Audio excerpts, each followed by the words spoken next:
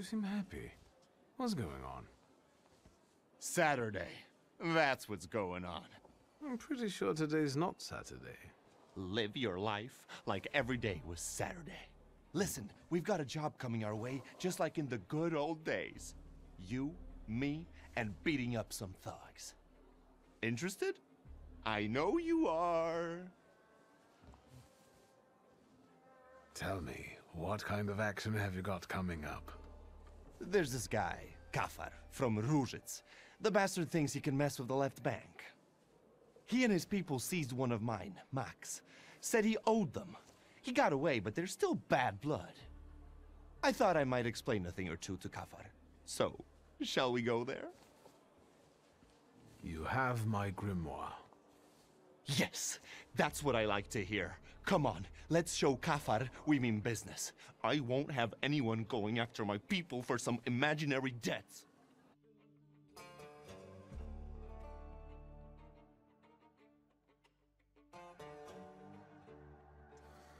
Look how beautiful it is. The babble of fishwives, the cursing of longshoremen, and there, marshmallows are being cut on a chopping block. Oh, and there my dad used to have a stall. Well, never mind. Where do we find that wise guy? There, in a shack in the southeast. His people usually stand by the entrance. Let's go then. But you go with the shivs and lock Różyc so that Kafar knows this is serious. And so that none of those bastards get away. I can't let you stick your neck out for me, boss. Not just me. It won't be the first time we beat on some knaves with Victor. We have some experience in getting rid of wicked men, and bigger ones too. Loan sharks. The whole town was in Mieszko Sezemin's pocket. Everyone was afraid to look him in the eyes. But not me, and not Victor. We rid worse of that scumbag. So don't you worry. Kafar is a piece of cake for us. Go on, close the gates. On it, boss. Today, my dear Victor, we will embark on a sentimental journey. A long, long time ago in the Mermaid City lived a brute, the leader of 40 grafters, keeping order at Różyc. Let me guess. We are the righteous warriors who will teach him a lesson, right? You know it. We are some helpful bastards, aren't we? You seem to be in awfully good mood. Well, sure. It's just like the old days, isn't it? You and me against the world. Old pals pledged their loyalty, their voices like a sling projectile. Besides, the Różyc lads are really fun to smack round. Oh wait, speak of the devil. Here they are. Let the fun begin. What do you think you're doing? Closing the gates, kicking up a shindy? You shouldn't show up here, Nijits. Yes, I know. You're intimidated by the sight of an intellectual. It's time to write the first chapter of today's tale on these ruddy mugs. I will call it The Pilgrim and the Poet K.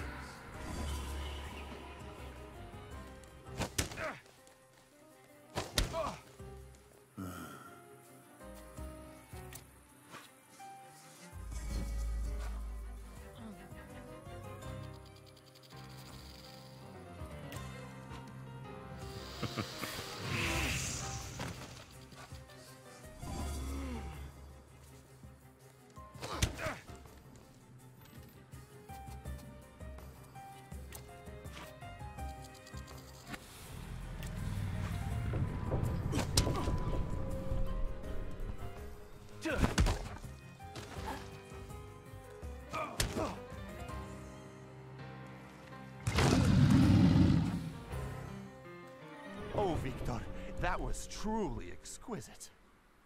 Can you smell the aroma of Madeleine wafting through the air? When you smacked the tallest one, I almost shed a tear. And this is just chapter 1. Time for chapter 2? Sure thing, and we can do anything we want in it. It just has to end with us paying Kafar a visit.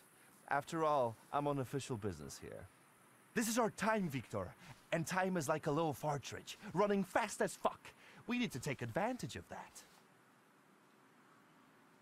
Follow me. One scum queen awaits in a tower. Lead the way.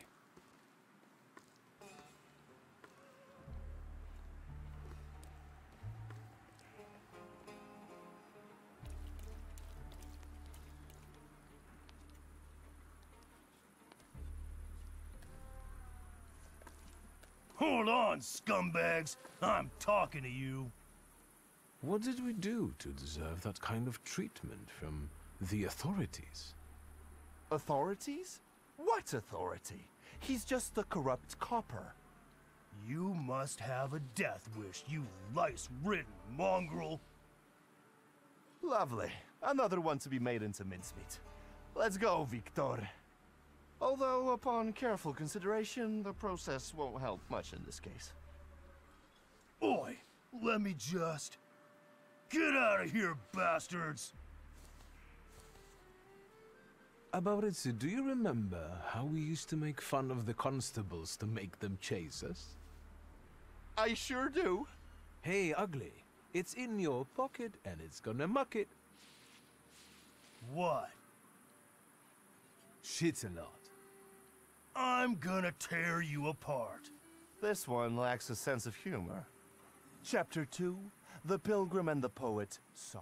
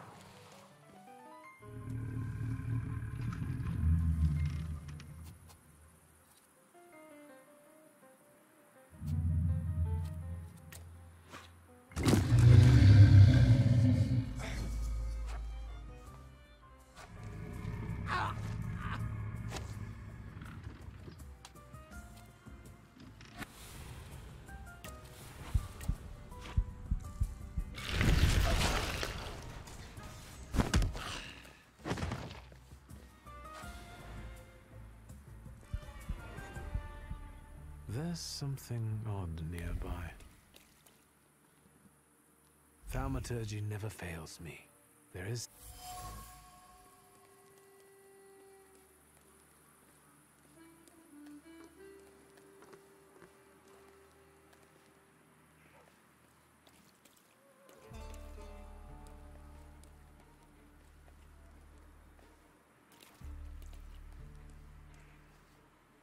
What are you joshing for? Niedzits, this ain't your turf. Why the hell did you come here raising a stink? Get out of our way, plebeian. Wait, Abaurycy. Take a look at him. Doesn't he look like... Samson the Thug! The same beady eyes are straying in search of reason. What did you say? You look like a hothead from way back who stood in our way. shall we do the same as we did with the other one?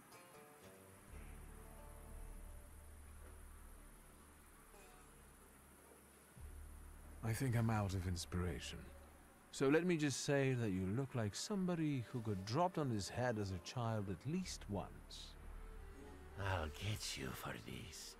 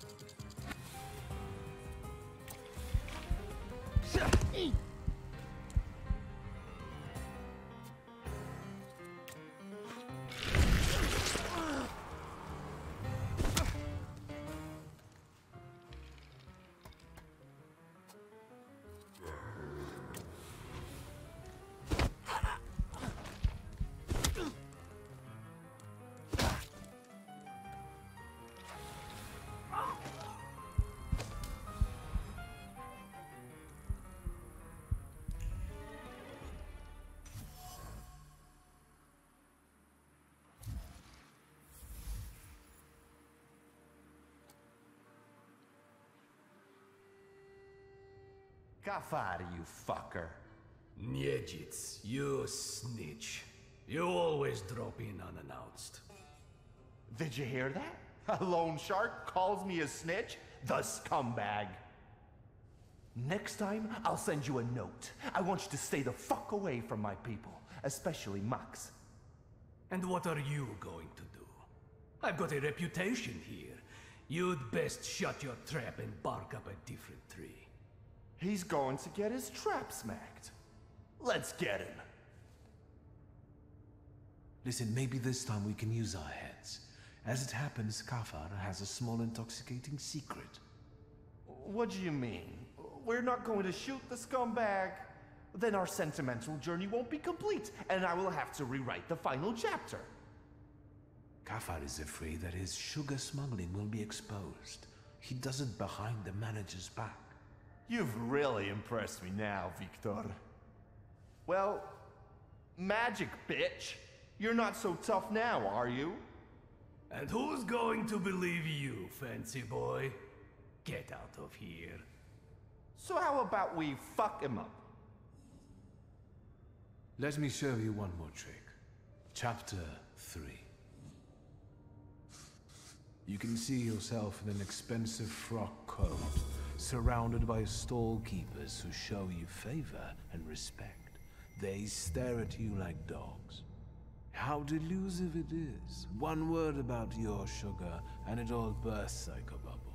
You've got nothing. Humiliated, defeated, you rot in oblivion. It's all lost. No!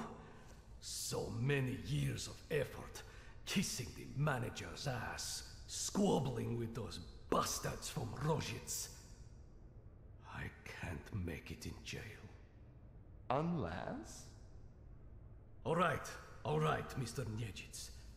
Whatever you want. I've already forgotten about Max. All squared up? I think we can work it out.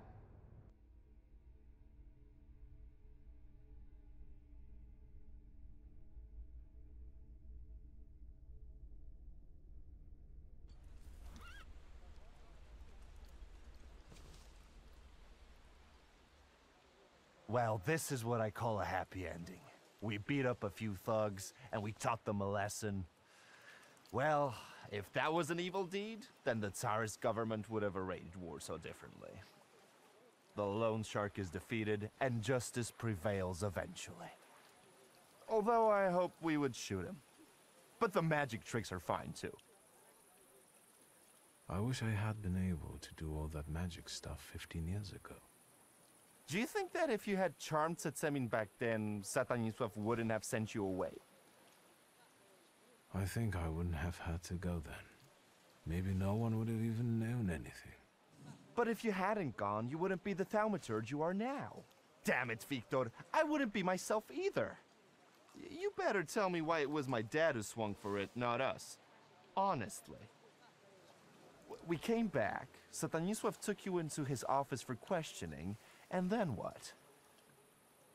Father never raised his voice. I wished he had screamed and been mad at the time, but all he did was talk. From time to time, Abaurycy would show up and look at me. I thought I would die that day. Then I heard your father would answer for the lone shark's death, and you and I would get away with it. Stanisław told me to pack and take this gun with me, to remind me that it wasn't just a lone shark who lost his life that day. Right. My dad would rot in jail, and yours had to sell antiques. Do you think your old man was right to expel you? I don't know. It was a long time ago. In another life. Right. And now that Satanisław is pushing up daisies, it doesn't matter anymore. Never mind. Each of us had his share of suffering. And now, we're here drinking vodka as winners. Kings of life, lords of death. So is this the last page of our story? No way. To be continued. And everyone in Warsaw is emptying their wallets because they have to know how all this ruckus will end. Victor, what do you think about me? Really?